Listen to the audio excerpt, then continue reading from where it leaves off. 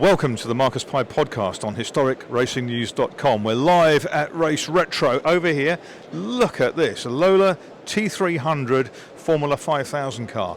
This takes me back to 1971 when Frank Gardner, the great Australian who was works development driver for Eric Broadley at Lola, effectively evolved this from a T240 Formula 2 chassis, which was cut off behind the driver's shoulders, and onto the back of it was mounted a Chevrolet V8 engine and the big Hewland transmission as well. Now, this car is the one which was raced in the States in period by Gus Hutchison, and well, these were mighty machines. As you can see, there's not much to an early monocoque Lola 5000 car. You sit pretty close to the accident right up front here, but they're marvellous machines, absolutely superb. And it's one of these cars in which Frank Gardner won that 1971 Rothmans European, effectively, Formula 5000 championship. Now, I was at the last round of that championship in September 1971 when one of my real heroes, Brian Redman, won the race in the Sid Taylor Racing Castrol GTX McLaren M18. Now, Brian Redman and Frank Gardner raced many times together over the years, and so this is a fine example of the T300 breed. It's chassis HU12, so made in Huntingdon, the 12th of the cars, and these are the cars which were evolved into the T330 and T332 5000s, which really ruled the roost, particularly in the States, in the hands of the great Brian Redman, the world's greatest living Lancastrian, as we call him. So you can see into the cockpit here. You fit very, very snugly down, sitting into the cockpit right beside the water radiators, so they flank your shoulders in this car. It's an interesting viewpoint out of the cockpit. You've got this monstrous airbox that sucks the air into the fuel mixture, and you can see underneath it this complicated inlet manifold on the car as well. Make about 500 horsepower, these engines, 5 litre, so the 302 or 305 Chevrolet, classic 4-inch bore, 3-inch stroke engines. And you can see that this car changed the way that Formula 5000 cars looked at the time, because prior to this they were very much the sort of cigar tube shaped cars, but by moving the radiators amidships rather than having them traditionally in the nose, changed the whole dynamic of the car, changed the balance, and of course visually they look like spaceships in comparison to everything else that was on the grid at that time. Well, I'm here at Race Retro on the Tolman Historic stand, and I've got Managing Director of Tolman Historic, Chris Tolman himself, here with me.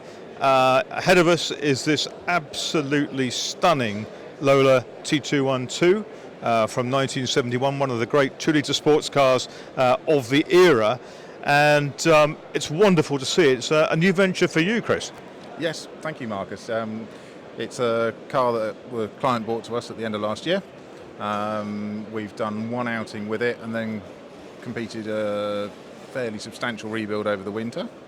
We're now getting to grips with it. It's going to be shaken down week after next, do some rig work with it. We've done most of what we need to on the car now. It's had 4 new corners on it, replumbed, rewired. Like every second-hand car that's bought, it's bought race ready, but then needs a lot of work done to it. Absolutely. My client wants to go abroad with it, so the financial implications mean that if we have a problem abroad, it's a bigger loss than doing the work now. So far better to have something reliable and go from there. Very much so. Well, this takes us back to the classic era of the European 2-litre sports car championship. And it doesn't get better than this, really, does it? This is Lola T212 chassis HU22, showing that it was built in Huntingdon at the Lola factory, and it's the first of 2 cars that went to the BG team, which, as I understand it, was owned by Carl von Wendt, and of course this car was raced principally by Dr. Helmut Marko, who these days has been a bigwig in the Red Bull organisation for many, many years. Yes, absolutely. The car's got quite a lot of history. You probably know more about it than I do. But we're looking to enjoy it this year. The client's not raced for 4 years, so getting back into Masters is going to be quite exciting for him. We'll be using one of our professional drivers for a lot of the testing work as well. A different type of car for him, a change of scenery. Huge change, yeah. I mean, in his day job, he's a test driver anyway. We built a far more modern Mitsubishi Evo for him about 10 years ago, which is all paddle shift and traction control and things like that. So this is going back to his grassroots and changing gear with your hand and no driver aid. So he's looking forward to it as well. Well, I'm now sitting in the Lola T212 from 1971, and as you can see, it fits absolutely like a glove. It's got a close body-hugging seat. It's kind of describes as a 2-litre sports car, but really it's a 1.5-seater sports car. You've got everything absolutely to hand. Beautiful seating position.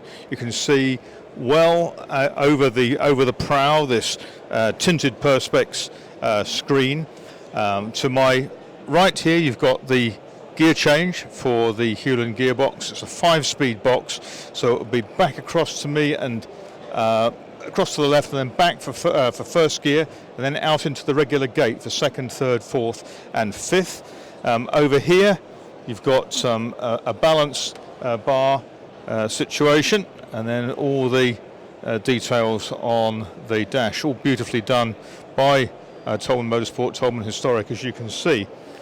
But you've got a little tiny mirror on this side, little tiny mirror on that side, and it is just perfection. It's one of those cars that you feel you could just jump in, and within 3 or 4 laps, once you've got the tyres up to temperature, you could really start to explore its potential on track. It's one of those cars that I have some experience of driving a T210, which is the 1970 predecessor of this car, and this is just a dream machine for lads who saw a lot of racing back in the early part of the 1970s, a real golden era for the European Championship, and of course the car's raced more widely as well. This particular one in Europe for the main body of the season, and then into South Africa for that Springbok series, which kind of used to centre around the 9-hour race at Kyalami. And this Gunston livery is absolutely redolent of that era and of the great drivers that Dr. Helmut Marko and John Love were.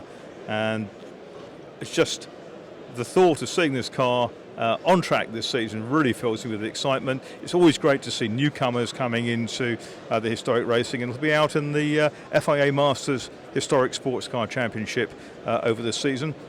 I'll have the joy of reporting some of those races, and I wish the owner of the car every success in an exciting new venture for him. Well, coming up on historicracingnews.com, we've got Paul Jurd looking at the Formula One cars. I'm heading in the direction of the Equipe Classic Racing stand with amazing Volvo P1800. Don't see many of those on track. And over on the Historic Sports Car Club stand here, quite a superb Martini BMW Formula 2 car, immaculately restored in its Xavier Lepere FOB colours. FOB was a French company which made cartridges for shotguns, and this car beautifully restored by Matthew Watts and his guys down at Retro Track and Air in Dursley in Gloucestershire. Over here we've got a beautiful Chevron B38 Formula 2 car. We've got the Doc Shepherd Austin A40, which was winner of the British Touring Car Championship back in the early 60s. A Formula Ford Eldon, Rob Wainwright's car, all newly restored and beautiful, and a Formula Junior Lotus 18, and it's 60 years of the Lotus 18. It's going to be celebrated at the show here tomorrow with many of the original drivers and those who currently campaign them in historic Formula Junior events being reunited for a photo opportunity. We're here at Race Retro, and as part of their greatest grid display, we've got a fantastic lineup of Formula One cars. Top of the line here, we've got from 1962 the Lotus 24. Lotus 24 was a very contentious car. It was Colin Chapman's customer car that he actually sold to everybody, and it's a standard space frame, as was a car of the time. So he sold everyone the 24 and then brought out the Lotus 25, which was the first monocoque car. So instantly every car that he'd sold to his customers was out of date. So very, very typical Colin Chapman ploy of the time, if you like, of making money in one direction and also just looking after his team in the other. But still a very, very pretty car from the 1.5 litre Formula One era. And just behind it, going back a little bit in time, we've got a BRM P48 from 1960. So already only 2 years older, if you like, but a much older looking car.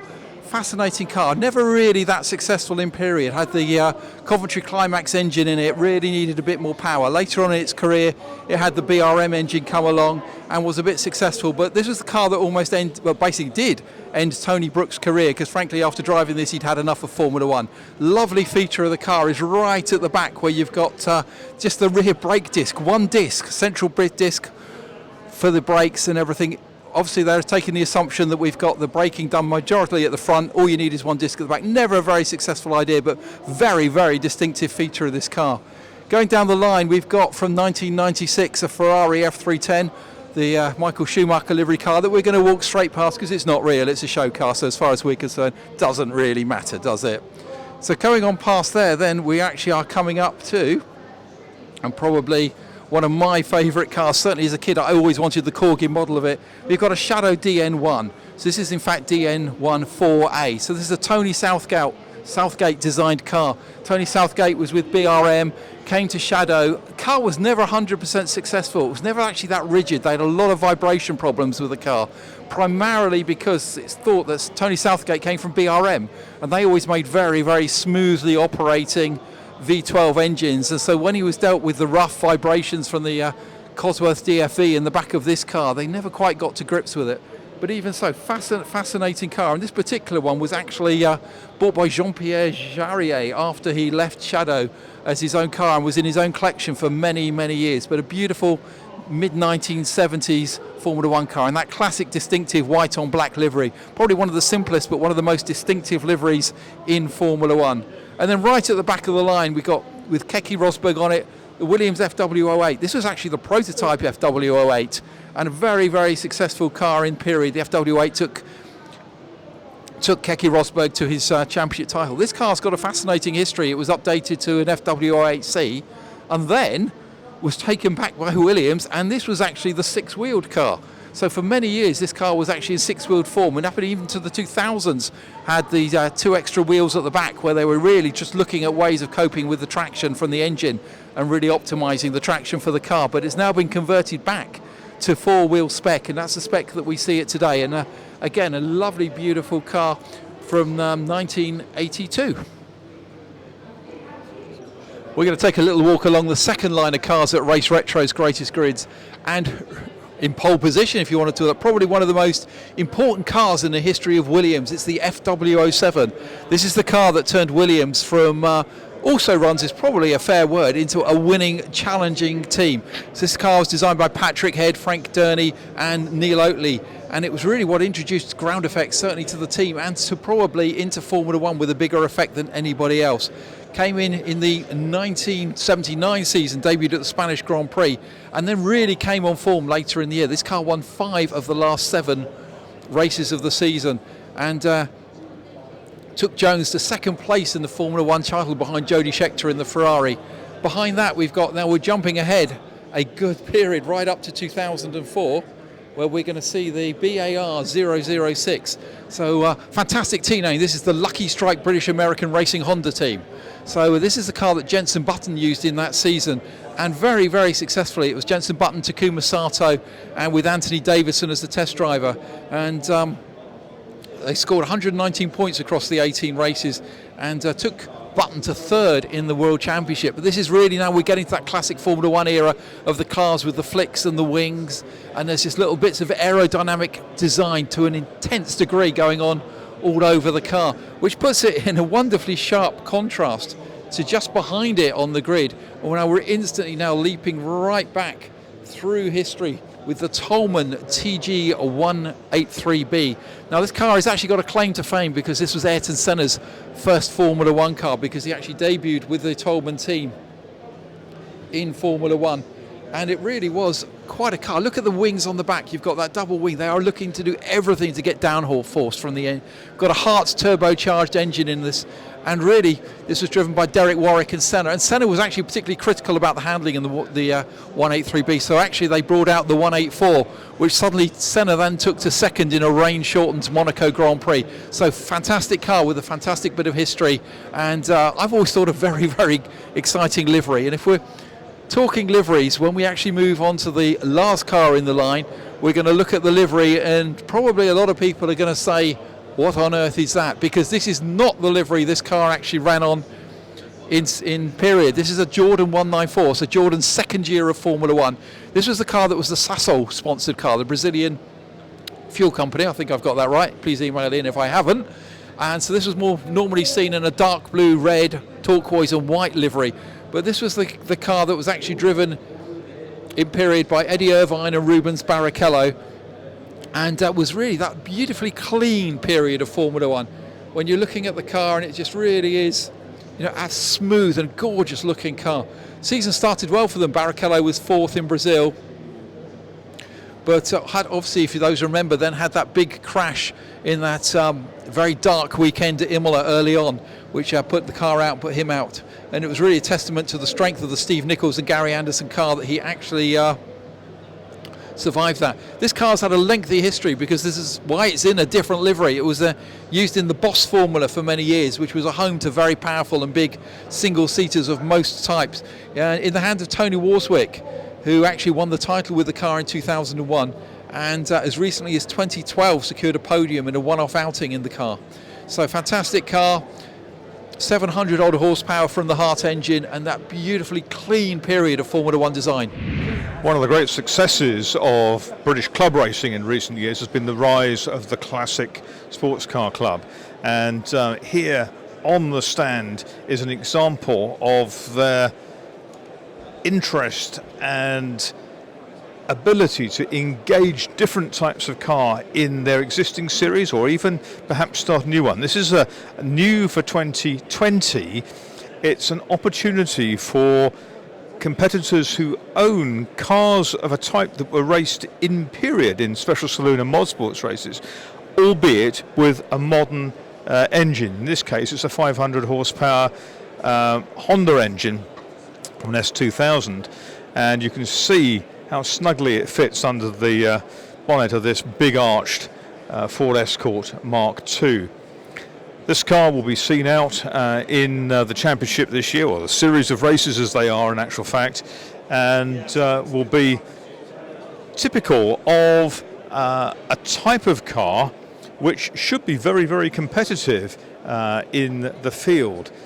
This is a really well-developed car. You can see all the aero on the front of it, etc. And it's a car that will fit in with the ethos of the series, which you can see from this, the type of variety of cars that appears in the Special Saloon and Mod Sports grids with the Classic Sports Car Club. They're going to Spa among their domestic program of events, but something like this should really bring people through the gates. People are always, spectators, fans are always very enthusiastic about modified saloon cars because it's something, of course, they can relate to. And against the likes of the big Darien, the Turbo Peugeot, the Chevy Corvettes, and the little midgets, 935 Porsches that come out in this series, it's something that will attract a lot of attention. As you can see on the back, to match that huge spoiler on the front, you've got Venturis, you've got wings, you've got the whole gamut of downforce enhancing kit. and it's a very, very nicely turned out car. Looking forward to seeing it on track when I commentate with the Classic Sports Car Club at a couple of their events this year. Well, that's it from the Marcus Pye podcast at historicracingnews.com. It's been a lovely afternoon here at the first day of Race Retro. I'm sure that thousands of enthusiasts will enjoy it, and the live rally stage events over the weekend. I look forward to joining you next time, and safe motoring in the interim.